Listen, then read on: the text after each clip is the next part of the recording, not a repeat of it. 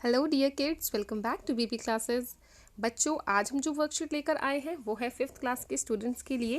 यहाँ पर आप अपनी क्लास के साथ लिखिए आपका सेक्शन, यहाँ पर लिखिए आपका नाम और यहाँ पर आपकी टीचर का नाम। ठीक है बच्चों, आज की जो हमारी वर्कशीट है वो है इंग्लिश की वर्कशीट और ये वर्कशीट नंबर है 166। ये आपकी 10 फरवरी की वर्कशीट है बच्चों। और आपकी जो इंग्लिश की बुक है मैरीगोल्ड, उसका जो चैप्टर है हु विल बी निंगथाउ, ये वर्कशीट इसी चैप्टर पर आधारित है। इस चैप्टर पर आप पहले भी वर्कशीट्स कर चुके हैं, तो ये उसके आगे की वर्कशीट है। जैसा कि आप देख रहे हैं यहाँ पर पेज नंबर 176 to 185।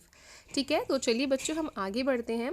मगर उससे पहले अगर आपने अभी तक मेरे चैनल बीबी क्लासेस को सब्सक्राइब नहीं किया है तो मेरे चैनल को सब्सक्राइब ज़रूर कर दें बच्चों। चलिए यहाँ पर देखिए, do you know the national deworming day is conducted all over India on February 10 every year with a mop up day on February 15। तो संपूर्ण भारत में नेशनल डी वार्मिंग डे के रूप में मनाया जाता है 10 फरवरी से 15 फरवरी के बीच। The objective of this day is to eradicate intestinal worms among all preschool and school age children through the platform of schools and anganwadi centers। तो इस दिन को मनाने का उद्देश्य क्या है बच्चों? इसका उद्देश्य ये है कि जो बच्चे जो होते हैं प्री स्कूल के, नॉर्मल स्कूल के, तो उनके जो इंटेस्टाइन होता है, जो उनकी आंत होती है, उसमें कीड़े हो जाते हैं। ठीक है, तो इन कीड़ों को ख़त्म करने के लिए, उनको इराडिकेट करने के लिए इस बच्चों को स्कूलों में ये दवाइयाँ खिलाई जाती हैं। आप लोगों ने भी ये दवाइयाँ ज़रूर खाई होंगी। The basic aim is to improve the overall health of the children and increase nutritional status, access to education and quality of life। तो इससे क्या होगा बच्चों? अगर बच्चे का जो हेल्थ है वो अच्छी होगी, उसके पेट में, आंत में कीड़े नहीं होंगे, तो नेचुरली उसकी हेल्थ अच्छी होगी। तो इससे वो स्कूल पढ़ सकते हैं अच्छे से और उनकी हेल्थ भी, उनकी जो बेहतर जीवन की तरफ वो आगे बढ़ सकते हैं। इसलिए इस डे को मनाने का पर्पस ही यही है। देखिए, worm free children, healthy children. ठीक है, यहाँ पर है ये 10 फरवरी 2021 नेशनल डिवॉर्मिंग डे। ठीक है, यहाँ पर देखिए बच्चा दवाई भी खा रहा है ना, ये आप लोगों ने भी ज़रूर खाई होंगी। अब आपको पता चल गया ना कि ये दिन और ये दवाई हम क्यों खाते हैं और ये दिन हम किस लिए मनाते हैं। चलिए अब हम आगे बढ़ते हैं बच्चों। यहाँ पर देखिए, good morning students, you must have enjoyed reading the story who will be Ningthou. It is a folk tale taken from the state of Manipur, which tells us about the qualities which a good ruler must possess. It is important for rulers to possess certain qualities that will keep the citizens in their kingdom happy and also make them good leaders. तो बच्चों, अगर आपने जो निंगथाउ who will be निंगथाउ जो story है ये पढ़ी होगी तो आपने ये बहुत इन्जॉय भी की होगी, जाहिर सी बात है। और ये जो स्टोरी है वो मणिपुर से ली गई है। ठीक है, तो इसमें क्या है, इसमें ये बताया गया है कि एक जो रूलर होता है, जो एक राजा होता है, उसे बहुत अच्छा होना ज़रूरी है अपने प्रजा के लिए, अपने लोगों के लिए। ठीक है, अपने वातावरण के लिए भी, जिससे जो प्रजा के जो लोग हैं वो खुश रह सके और आगे चलकर एक अच्छे और बेहतर इंसान बन सके और एक अच्छे लीडर बन सकें। ठीक है, अब यहाँ पर देखिए बच्चों, ए में क्या लिखा है, यहाँ पे है read the story who will be Ningthou again and answer the following question. अब आप दोबारा से हु विल बी निंगथाउ जो स्टोरी है उसको दोबारा से पढ़िए और उसके बाद यहाँ पर जो हमें क्वेश्चंस दिए गए हैं, इन क्वेश्चंस के आंसर भी दीजिए। ठीक है बच्चों, यहाँ देखिए फर्स्ट क्वेश्चन पूछा हुआ है, can you identify the little girl shown in the picture. क्या आप इस पिक्चर में दिखाई गई छोटी सी लड़की को पहचान पा रहे हैं? व्हाट इज़ हर नेम, इस बच्ची का नाम क्या है? तो जी हाँ, हम इस लड़की को पहचान रहे हैं क्योंकि ये लड़की जो है वो जो मणिपुर में जो राजा हैं उनकी बेटी थी। ठीक है, और इसका नाम क्या था बच्चों? इनका नाम था सेनेटोम्बी। ठीक है, तो हम यहाँ पर इसका नाम लिखेंगे। अभी मैं आपको लिखकर दिखा देती हूँ, पहले हम सेकंड क्वेश्चन देख लेते हैं बच्चों। यहाँ पर देखिए second question, question number b, do you think she is the right person to be the future queen. क्या आपको लगता है कि वो एक सही इंसान थी फ्यूचर क्वीन बनने के लिए, आगे के लिए रानी बनने के लिए? Give reasons for your answers. तो अपने आंसर के लिए सही उपयुक्त रीजन्स दीजिए कि क्या वजह है ऐसी कि ये अच्छी रानी बन सकती है आगे जाके। ठीक है, तो चलिए बच्चों हम इन दोनों क्वेश्चंस को कर लेते हैं।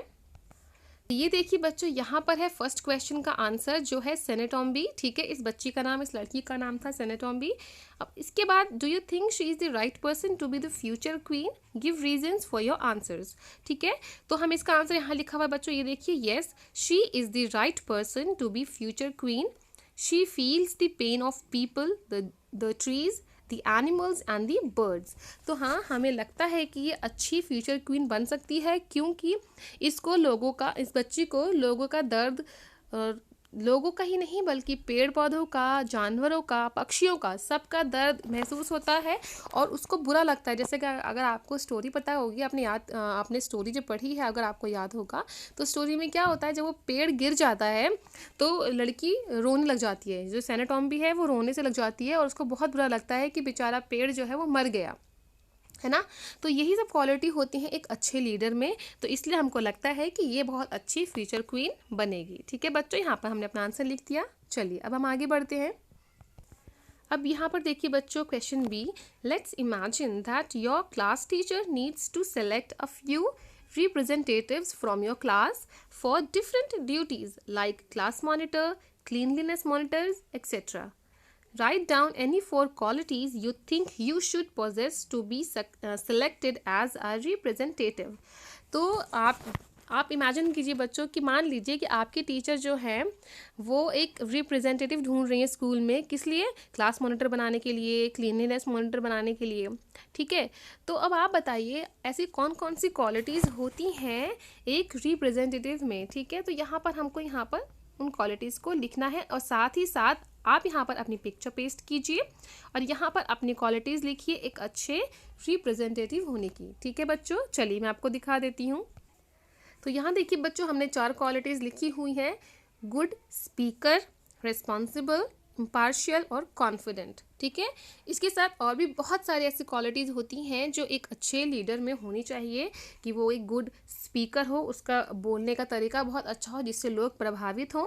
ठीक है, दूसरा हमने यहाँ पर लिखा है बच्चों, रिस्पॉन्सिबल, एक जिम्मेदार व्यक्ति होना चाहिए किसी भी चीज़ को ले जाने के लिए, आगे बढ़ाने के लिए। ठीक है, फिर उसके बाद वो इम्पार्शियल होना चाहिए, मतलब कि वो भेदभाव ना करे लोगों में, किसी एक का साथ ना देकर एक सही न्यायपूर्ण निर्णय ले। ठीक है, उसके बाद होना चाहिए कॉन्फिडेंट, उसमें एक आत्मविश्वास होना बहुत ज़रूरी है। तो इस प्रकार से हमने यहाँ पे 4 क्वालिटीज़ लिख दी हैं। अब आप यहाँ पर अपनी कोई 4 क्वालिटीज़ जो एक अच्छे रिप्रेजेंटेटिव में होनी चाहिए वो यहाँ लिखिए और साथ ही साथ यहाँ पर अपनी एक अच्छी सी पिक्चर जो है वो पेस्ट कीजिए। ठीक है बच्चों, चलिए अब हम आगे बढ़ते हैं। अब यहाँ पर देखिए बच्चों, question number c, find the words from the story that means the same as the words listed below, one has been done for you. अब यहाँ पर हमको कुछ वर्ड्स दिए गए हैं, ठीक है, और हमको स्टोरी में से इनसे मिलते जुलते बिल्कुल सिमिलर वर्ड्स जो है वो निकाल कर यहाँ पर लिखने हैं। जैसे कि एक हमको करके दिखा भी रखा है, एक वर्ड है कॉम्पिटिशन, तो जो स्टोरी है उसमें ये वर्ड आया है कॉन्टेस्ट। ठीक है, इन दोनों का मतलब ही एक ही होता है, जो होता है प्रतियोगिता, जो उन तीनों भाइयों के बीच हुई थी, है ना। तो इसी तरह से यहाँ पर हमको जो वर्ड्स दिए गए हैं, इन्हीं वर्ड्स का जो सेम मीनिंग होता है, उन वर्ड्स को हमें यहाँ पर स्टोरी में से ढूंढकर यहाँ पर लिखने हैं। तो चलिए बच्चों, हम लिख लेते हैं इन वर्ड्स को। तो यहाँ देखिए बच्चों, हमने स्टोरी में से इन वर्ड्स को ढूंढकर यहाँ पर लिख दिया है। जो पहला वर्ड था कॉम्पिटिशन, जिसका एक और मीनिंग होता है, वो होता है कॉन्टेस्ट, जो यहाँ पर लिखा हुआ है।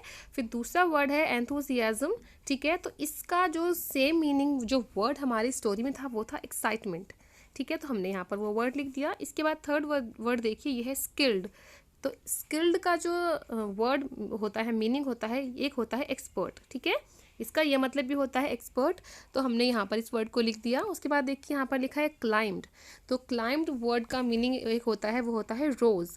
जैसे क्लाइम है, क्लाइम का सेकंड फॉर्म होता है क्लाइम्ड, उसी तरीके से जो राइज वर्ड होता है उसका सेकंड फॉर्म होता है रोज़। ठीक है, और थर्ड फॉर्म होता है राइजन। ठीक है ना, चलिए अब हम आगे बढ़ते हैं। यहाँ पे देखिए बच्चों, नेक्स्ट वर्ड है बच्चों अनाउंस। तो अनाउंस का एक वर्ड और होता है मीनिंग, वो होता है डिक्लेयर। और उसके बाद है वेपन, तो वेपन का है स्पीयर। तो इस तरीके से हमने स्टोरी में आए हुए वर्ड्स को यहाँ पर इन वर्ड से मिला के लिख दिया है। ठीक है, तो इनको आप कर लीजिएगा बच्चों। आगे देखिए, let's have some more fun by doing exercises given on page number 146 of English workbook. आपकी इंग्लिश की वर्कबुक जो है उसमें जो पेज नंबर 146 है उसमें जो आपको एक्सरसाइज दी गई है बच्चों, उसको आप ज़रूर कर लीजिएगा। ठीक है, ये देखिए इसी के साथ हमारा आज का ये वीडियो भी यहीं पर कंप्लीट होता है। उम्मीद करती हूँ आपको ये वीडियो पसंद आया होगा। अगर आपको ये वीडियो पसंद आया है तो इसको लाइक ज़रूर करें और अपने दोस्तों में शेयर भी ज़रूर कीजिएगा। और हाँ, मेरे चैनल बेबी क्लासेस को सब्सक्राइब करना मत भूलिएगा बच्चों। चलिए जल्दी मिलूंगी आपसे एक नए वीडियो के साथ, तब तक पढ़ते रहें बढ़ते रहें। Thanks for watching, bye bye.